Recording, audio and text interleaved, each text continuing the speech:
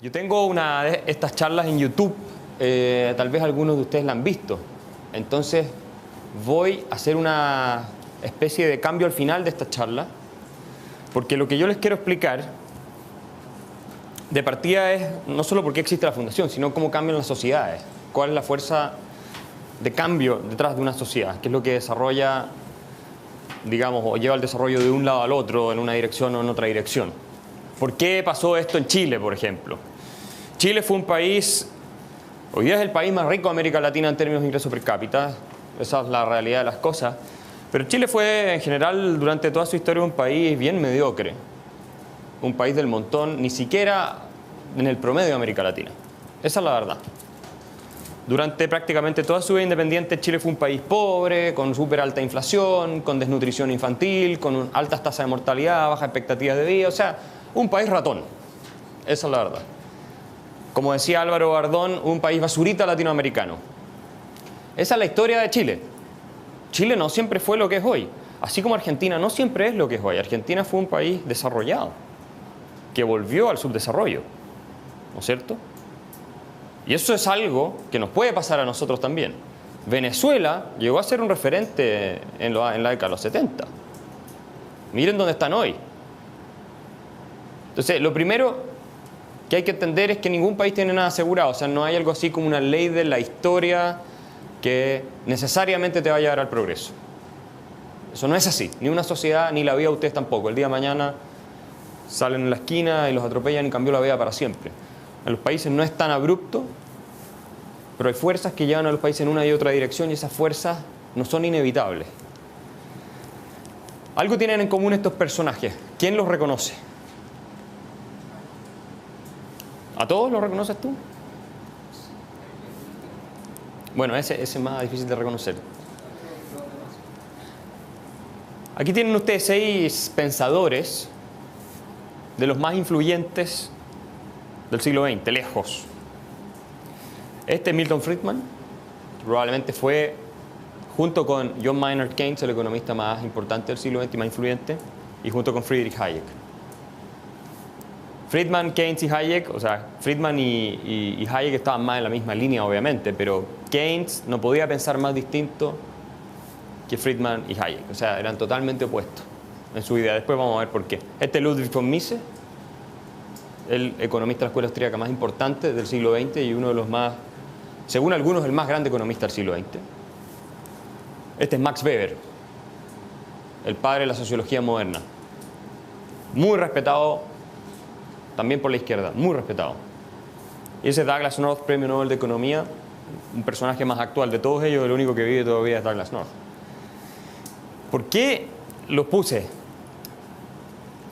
Todos ellos, a pesar de sus diferencias y las disciplinas tal vez relacionadas pero distintas en las que trabajaban, plantearon una tesis: que los países, las sociedades, se van en una u otra dirección de acuerdo a las ideas que están dominando en esa sociedad. Milton Friedman tiene un artículo muy interesante donde dice esto. Yo lo tengo citado también en un artículo, en un libro sobre Friedman que está acá, lo pueden ver. John Maynard Keynes, en su teoría general, su famoso libro, económicamente muy deficiente, pero su conclusión es válida.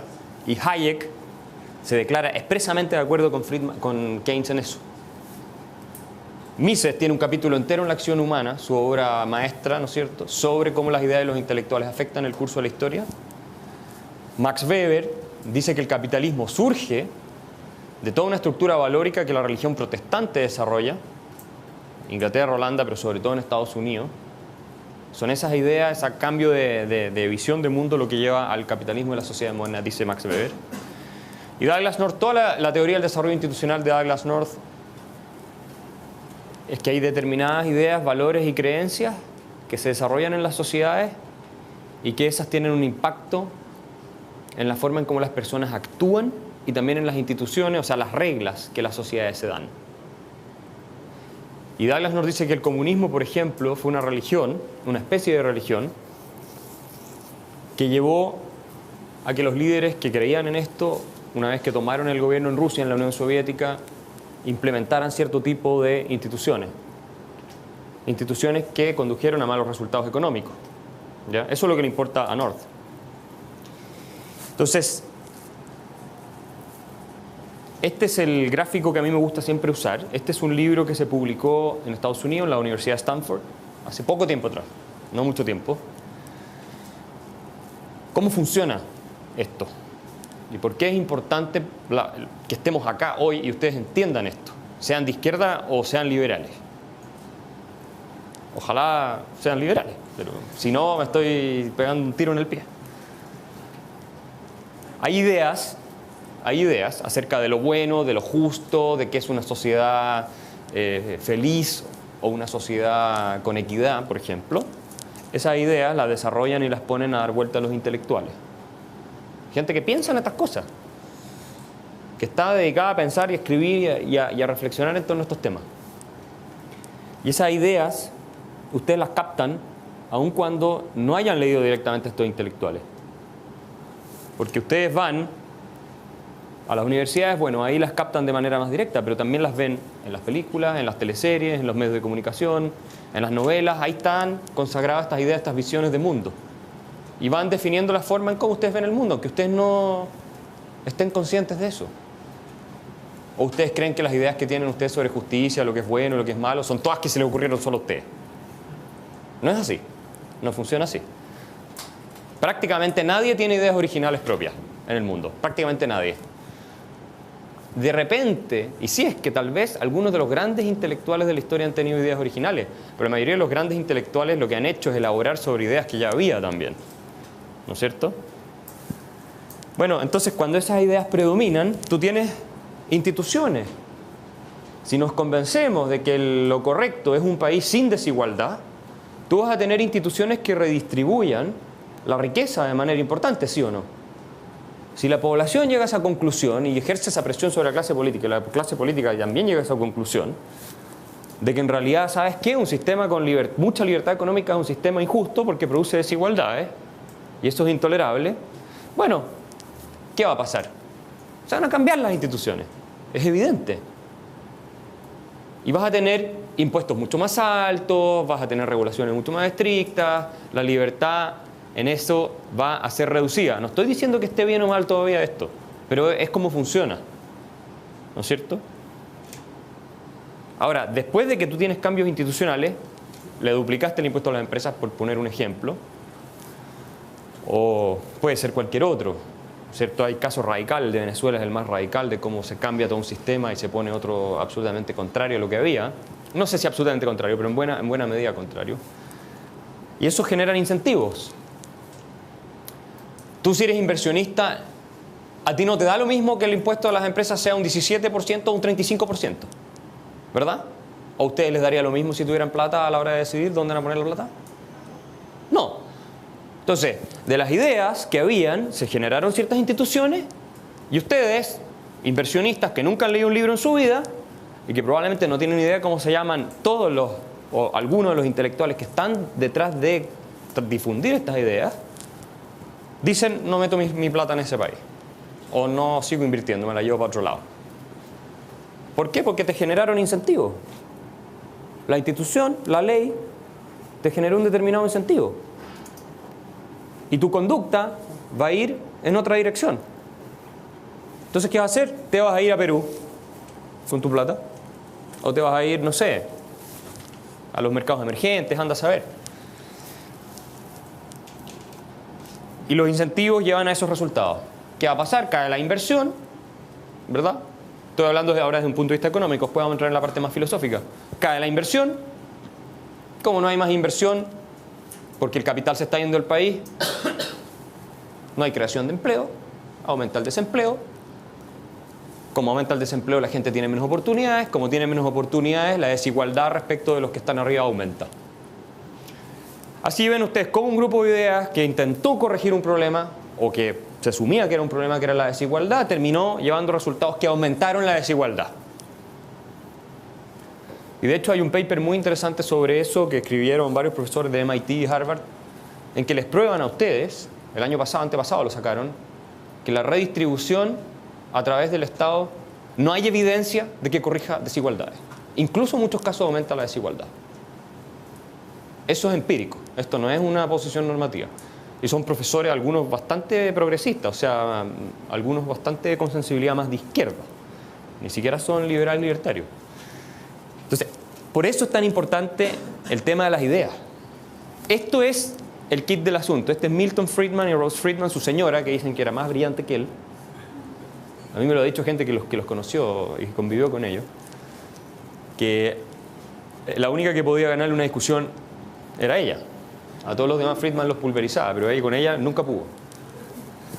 Bueno, ya podemos imaginar qué otro tipo de mecanismo habrá utilizado para ganar el debate. En todo caso, este es el punto, ¿no es cierto? Miren lo que dice los Friedman en un artículo que se llama, si lo traducimos al español, así como la marea en los asuntos humanos. ¿Cómo cambia la marea en las sociedades? Leámoslo, pónganle atención a esto. Pónganle atención. Un cambio mayor en la política social y económica, lo que estamos viendo hoy día en Chile, ¿o no? Es un cambio relativamente mayor. Es precedido por un giro en el clima de opinión intelectual. Cambian las ideas, cambian. Después de un lapso, a veces décadas, o sea, esto no es rápido, esto es gradual. Esto no es una cosa que un día para otro funciona. Una corriente intelectual se esparce primero gradualmente y luego más rápido en el público, y a través de la presión que éste ejerce sobre el gobierno afectará el curso de la política económica social. O sea, Friedman, que era un economista neoclásico, tradicional, matemático, con modelo y todo, pero tenía perfectamente clara esta dimensión. Que tú no puedes, si quieres mantener una sociedad, sea el Estado benefactor europeo, o sea una sociedad libre, cualquiera que tú quieras tener, tú tienes que tener la opinión pública en general a la larga del lado de esas instituciones. Que esto es algo que John Stuart Mill también dice, ¿no es cierto?, en su ensayo sobre economía política. Si no recuerdo mal, en esos ensayos él dice que cuando la opinión ha sido destruida o se ha desplazado del apoyo de una cierta institución, esa institución está condenada a desaparecer. Si el día de mañana el 80% de los chilenos está de acuerdo en que hay un pequeño grupo de personas de ciertas características, digamos colorines de 1,60 m para abajo, que tienen que ser esclavizados, ¿cuánto crees tú de tiempo les va a quedar a los colorines? Tienen que salir arrancando. Estoy poniendo un ejemplo un poco ridículo, pero es lógico que si la opinión común cree que algo es de una determinada manera, va a tener instituciones en ese sentido. Si ustedes van a los países musulmanes, por ejemplo, que está tan de moda hoy día, hay ciertos códigos y ciertos valores en esos países respecto del estatus de la mujer, por ejemplo, que es inferior al de un hombre. Y como esos valores los sostiene al menos la mayoría de los hombres, que son los que tienen al final el poder, las mujeres no tienen nada que hacer. ¿No es cierto? Están perdidas. Están obligadas a andar tapadas así en verano, ir a la playa con burka. No es chiste eso, yo lo he visto, en la playa con burka. Entonces, así importantes son las creencias, los valores y las costumbres que la gente tiene. Se puede cambiar el curso de la evolución social. Dos casos emblemáticos son el de este centro de estudios en Suecia, que se llama Timbro, que es uno de los más influyentes en Estocolmo está, y el Institute of Economic Affairs en Inglaterra, que es el gran responsable en haber cambiado el clima intelectual para que Margaret Thatcher, la primera ministra tan famosa, que cambió el sistema económico inglés en el sentido de haberlo vuelto a sus orígenes liberales. Bueno, este instituto jugó un rol clave y ella se lo reconoció a su fundador después. En una carta le dice, si usted no hubiera sido por el trabajo de sus intelectuales, de sus académicos y todo lo demás, nosotros no habríamos tenido la base para poder hacer esos cambios. ¿Y en Suecia qué pasó? Lo mismo ocurrió con Timbro. Timbro, después de que Suecia quiebra en los 90, porque el Estado benefactor de Suecia quebró en los 90, a los suecos tampoco les funcionó, pero a nosotros sí nos va a funcionar, con un cobre a $2.50 sobre todo. Bueno, este instituto logra también rearticular todo un discurso liberal. Los suecos eran uno de los países más liberales del mundo antes del Estado de bienestar y eran uno de los países más ricos y más iguales del mundo. O sea, tenían un Estado bastante pequeño hasta la década del 50, no más de un 21 o 22% del producto. Y Timbro logra, y hay una revolución liberal en Suecia que sí sigue siendo un Estado grande, que tiene una carga de tributos todavía muy alta, pero en general incorporó muchos elementos de mercado en todo su sistema de provisión de servicios y todo lo demás. Y bajó los impuestos y todo eso. Entonces, Esos son casos emblemáticos de cómo se cambian. Ahora, este es un tema que al final tiene que ver con el poder y con cómo tú ejerces influencia en una sociedad. Y todos los centros de estudio del mundo se financian y se mueven con gente que los apoya de manera filantrópica. No reciben algo a cambio. No es voy a apoyar la fundación, no sé, Atlas en Estados Unidos y me van a dar un retorno por la inversión sobre el capital. No, es inversión neta. Listo. ¿Por qué hay gente que está dispuesta a hacer eso? Pregúntense ustedes, si fuera plata perdida. ¿Por qué ustedes estarían dispuestos? Porque esto no es el hogar de Cristo, donde tú ves concretamente cómo se está ayudando a la gente. Donde tú ves, ya, financio por $1.000.000, tengo tantas personas que les puedo dar un almuerzo, por ejemplo. Súper concreto. Esto es menos concreto, porque tú financias algo y no tienes inmediatamente cómo lo mides, ¿te fijas? Sin embargo, existen en todas partes del mundo. ¿Por qué? Porque los que apoyan a estas entidades tienen visiones de cuál es el mundo correcto. Y hay gente que tiene una visión de que el mundo correcto es un mundo donde hay un Estado mucho más interventor, más grande, en fin. Y hay otros que tienen una visión del mundo que es la contraria. Y ahí se produce la batalla de las ideas, con intelectuales de un lado o de otro y una batalla feroz. Por, básicamente, cómo se va a diseñar el poder en una sociedad. ¿Vamos a limitarlo o vamos a extenderlo? Esa es la pregunta. George Soros, ¿saben quién es George Soros? ¿Quién sabe quién es George Soros?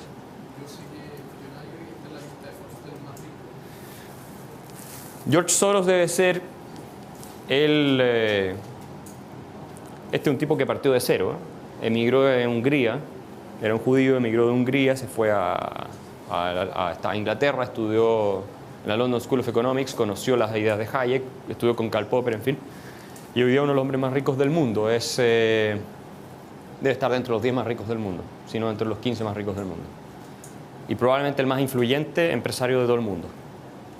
¿Por qué? Él tiene una red que se llama las Open Societies. Esto es un poco una caricatura de él, pero la red de las Open Societies lo que hacen es promover en todo el mundo y en la financia ciertas ideas, la democracia y otras cosas, pero también el estado de bienestar y ese tipo de cosas.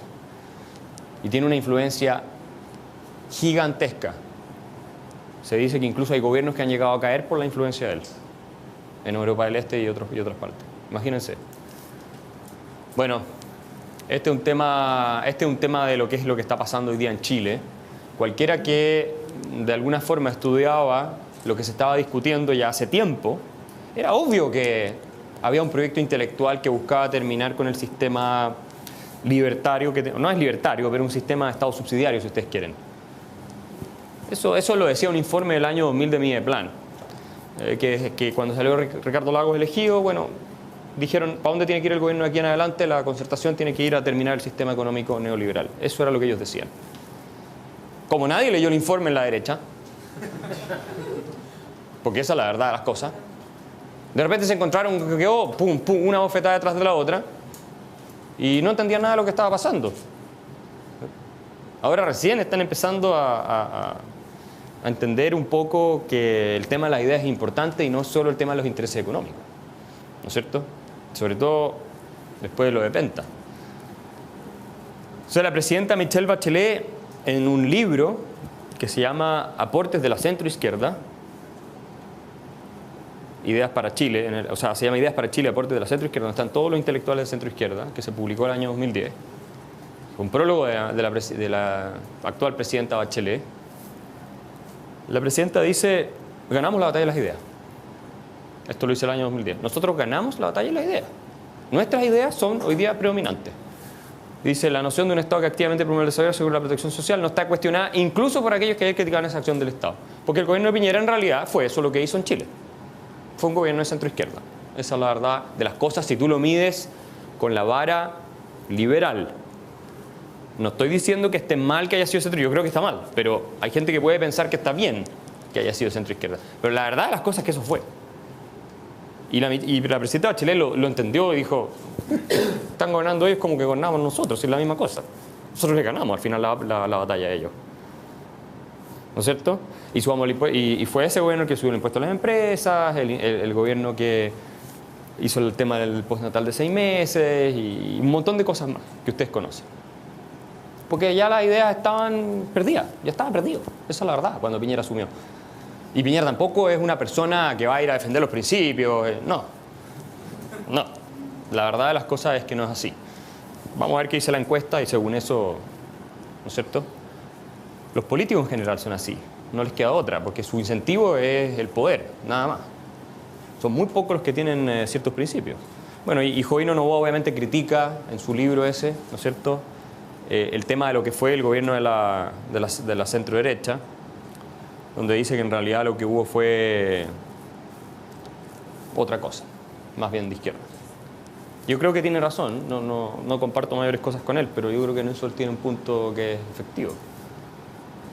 Y hoy día, en la gran discusión que estamos, que vamos a entrar a eso después, es esta, que me imagino que todos lo reconocen. ¿Ah? Además tienen el nombre al lado. Les voy a dar una pista.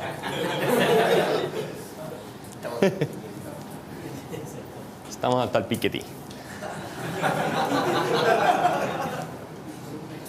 Sí, muy buena. Bueno, ¿es irrelevante lo que está diciendo este señor? Este es un intelectual, este gallo nunca le ha trabajado un peso de verdad a nada en su vida. Este es un tipo que se dedica a escribir y a estudiar. Listo. Eso es lo que hace. ¿Por qué vino a Chile? ¿Por qué lo invitaron? Sí, ya. Ahí tenéis un ejemplo concreto de la influencia que tienen los intelectuales y las ideas sobre la vida de nosotros. Porque esto no es que le va a afectar solamente a los miembros de la nueva mayoría cuando cambien la ley. Donde ellos digan, nos van a quitar más plata a nosotros. No. Eso les va a afectar la vida a todos ustedes y nos va a afectar la vida a todos nosotros. Si efectivamente, imagínense lo que propone, podemos hablar de eso, pero imagínense que efectivamente impusiéramos un impuesto al capital en Chile de 80% sobre los $1.000 millones. O el 80% sobre los $500.000. O sea, Alexis Sánchez tenemos que quitarle casi todo lo que gana. Bueno, esas son las ideas que propone este señor. Ahora, probablemente no va a llegar a ese extremo, pero obviamente que inclina la dirección hacia un lado, ¿no es cierto? Por eso la centroizquierda chilena está orgásmica con la visita de Piketty. ¿Ah? Chile le dieron la medalla rectoral. Le dieron todo. ¿Qué es lo que no le van a haber dado? Porque Piketty les dijo, miren, aquí hay un libro, además publicado por Harvard University Press, que universidad más desastrosa desde el punto de vista de las ciencias sociales. Para un liberal es un... Harvard es... Bueno, pero hicieron un negocio increíble, porque el libro es el máximo, el bestseller más vendido en la historia de Harvard University Press. Entonces los gallos han ganado harta plata y Piketty obviamente va a entregar el 80% de lo que gane por sobre $1 millón voluntariamente, porque como creen eso, ¿no es cierto? Bueno, aquí hay un ejemplo, por eso lo tengo aquí, actual.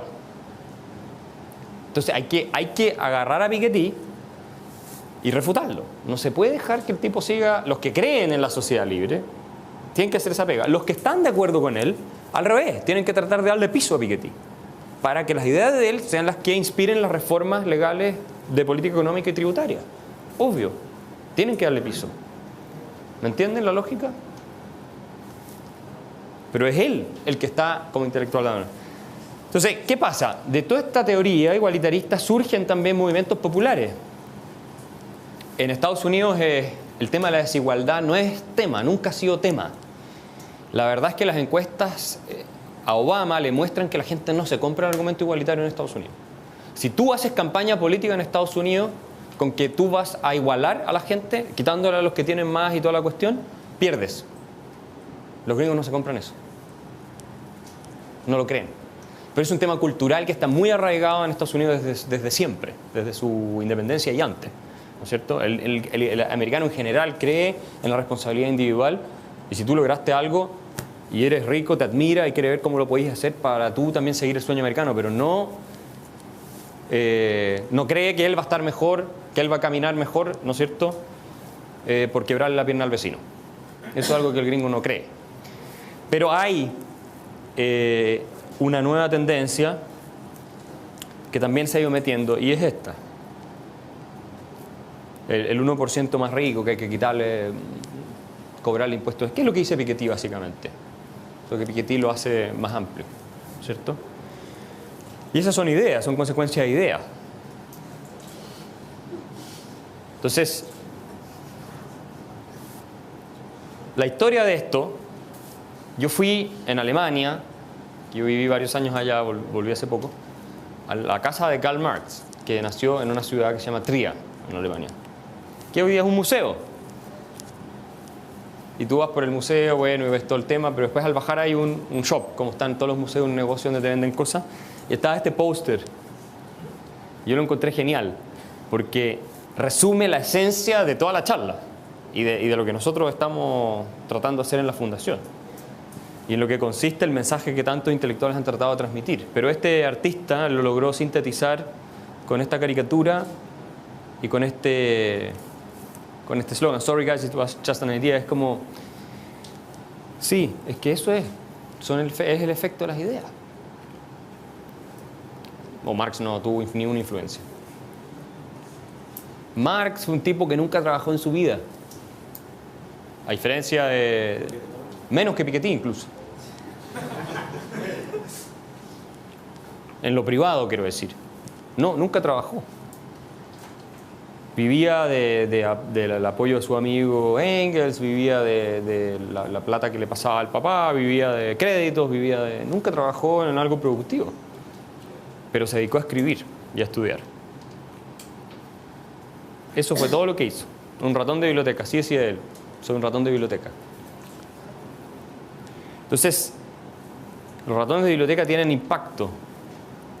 Y las ideas tienen impacto profundo. Este gráfico lo que les muestra a ustedes, reajustado por el producto de Estados Unidos, es el producto chileno ajustado por el producto de Estados Unidos per cápita. ¿Ya? Dividen el uno por el otro y les da una ratio de uno con el otro, ¿ya?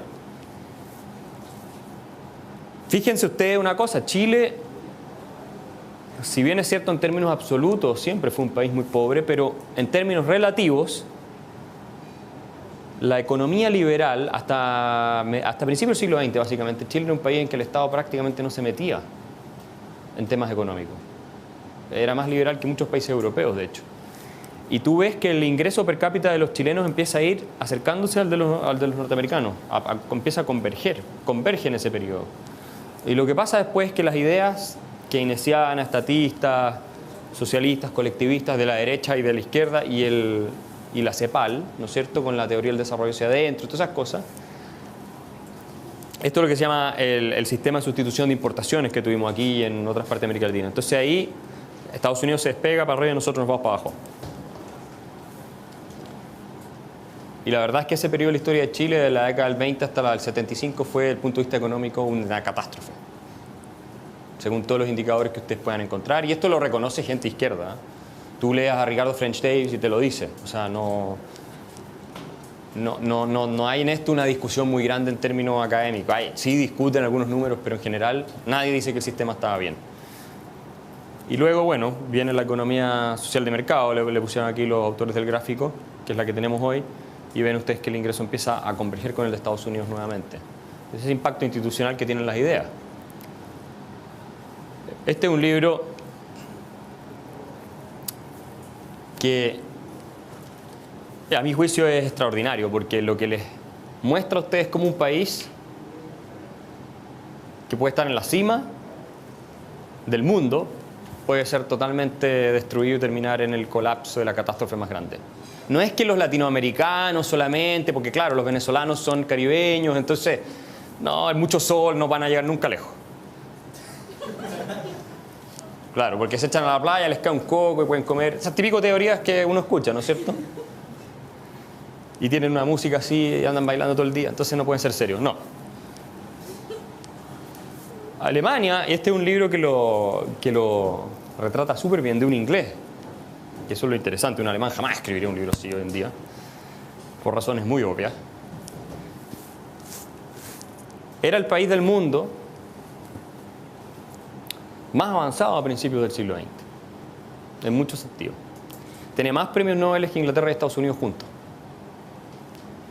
La tesis de Watson es esa. que no hubo ninguna cultura que contribuyera más al desarrollo del mundo moderno que la alemana. La mitad de la literatura científica del mundo se producía en alemán. Era un país de poetas, de filósofos y científicos. Estamos hablando de eso poquito antes de que los nazis llegaran al poder. Era un país industrializado. Sin embargo, vean ustedes lo que pasó en la década del 30 y el 40. No, que una piedra sobre la otra. Y eso fue que de repente se volvieron locos y, no sé, de filosofar, escribir poesía e inventar productos químicos, se dedicaron a tratar de matar al vecino. No fue por eso. No fue por eso. Esto lo explica Hayek en Camino a Servidumbre. Fue el avance de las ideas colectivistas, en buena medida, lo que llevó a los alemanes al desastre en el que terminaron. Ideas que partieron de los círculos intelectuales. Para que vean ustedes lo importante que es este tema y la obligación que tienen las personas que quieren hacerse responsables por el destino de sus sociedades es resistir. Esa es la obligación que tienen las personas, que tenemos, aunque sea impopular, porque es muy difícil cuando uno es una minoría, cuando uno está solo, resistir las ideas de moda. De hecho, hay experimentos en que ponen gente en una fila y les van preguntando qué color ves, y está obviamente organizado el experimento. Ponte tú que es azul, y los 4 primeros tipos le dijeron di que es verde. Y el quinto no sabe que está hablado de antes. Verde, y el quinto dice verde. No dice azul, para no irse en contra de lo que dicen los otros, a pesar de que está viendo azul. Entonces hay algo en nuestra psiquis también de eso, que lleva a toda esta gente, que si tú hubieras hablado individualmente con cada uno de ellos, oye, ¿tú estás de acuerdo con el genocidio? Tú te habrías dicho no, probablemente. Pero la furia de estas ideas es tan, y llega a ser tan potente, que en algún minuto todo el mundo cae como bajo una hipnosis y deja de ser criticable o de ser afectada por la crítica racional. Ese es el problema. Y cuando ese punto pasa, un punto de no retorno, ya no hay vuelta atrás. A los venezolanos les pasó. Ya no volviste atrás. Listo. El desastre está ahí. Ya no lo puedes evitar en una sociedad. Y eso le puede pasar a cualquier sociedad. Ahora, no tal vez a este nivel. Porque los alemanes cuando hacen algo lo hacen bien. Pero sí te puede llevar al desastre completo. Para los estándares que tú tenías. Argentina también es un gran ejemplo, ¿no es cierto? Ahora, ¿cuáles son? Termino los últimos minutos y ahí vamos a la pausa. ¿Cuáles son las ideas de una sociedad libre? Que todo el mundo habla de libertad. Camila Vallejo habla de libertad, Cuba es la verdadera libertad. ¿Cuáles son las ideas de una sociedad libre? ¿Qué significa que una sociedad esté compuesta por personas libres? Digamos eso, porque la sociedad no existe independiente de las personas que la componen. ¿Qué es una sociedad de personas libres? Es una sociedad donde ustedes pueden diseñar su plan de vida, tomar sus decisiones con lo que les pertenece, sin que otra persona, ¿no es cierto?, por la fuerza los obstaculice y se los impida, y respetando igual derecho a los demás. Eso es. La libertad no es que ustedes tengan plata para comprarse lo que ustedes quieran, que es lo que dice la izquierda. Si no tienes plata, no tienes libertad. Por lo tanto, hay que quitarle a los que tienen para darle a los que no tienen. Eso es otra cosa. Esos medios. La libertad es la posibilidad de obrar, ¿verdad? Sin que otro te pueda someter por la violencia a hacer algo que tú no quieres. Si tú aceptas eso, que todas las personas, independiente de su condición sexual, de su origen social, de lo que tú quieras, de su estatus, tienen un derecho a decidir qué van a hacer con su vida, si tú aceptas eso, necesariamente tienes que llegar a la conclusión de que nadie tiene derecho sobre la vida ajena, ¿verdad? Y si nadie tiene derecho sobre la vida ajena, nadie te puede obligar a ti a trabajar gratis para otro. Eso es lo que se conoce como esclavitud. ¿No es cierto? Ni a satisfacer fines que no sean los tuyos. Yo, si respeto tu proyecto de vida, estoy respetando también tu propiedad. Porque parte esencial de tu libertad, de qué vas a hacer con tu vida, es qué vas a hacer con lo que te pertenece.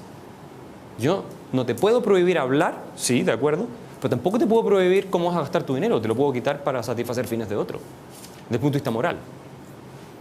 Quiero dejarles planteada esta idea, denle una vuelta, a ver cómo resuelven ustedes el tema de la redistribución, desde el punto de vista moral. Yo la tengo resuelta, pero más o menos. Pero ojo con ese principio. Es un tema moral. Si tú tienes la misma dignidad que él, aunque tú necesites algo que él tiene, no se lo puedes quitar por la fuerza, porque lo estás agrediendo. Y nadie tiene derecho a agredir a otro o usar la violencia sobre otro. Por eso el argumento, y con esto voy terminando, el argumento de que hay necesidades, como por ejemplo la educación, te otorga inmediatamente un derecho, es una falacia. Es indefendible a mi juicio, moralmente. Porque aunque tú necesites algo, no tienes derecho sobre la vida de otra persona. No eres dueño de otra persona. No puedes obligarlo a que te lo satisfaga, ese derecho. Esa es necesidad, digamos. Si tú dices tienes derecho, bueno, entonces te lo tiene que satisfacer. Piensen en esa idea. Porque sin esa idea, tú abres las puertas a, obviamente, una agresión bastante amplia de los unos sobre los otros para satisfacer sus respectivas necesidades que se han constituido en derecho. Lo vamos a dejar hasta aquí, pasemos al café y después vamos a discutir, entrar a la fase de preguntas. Gracias.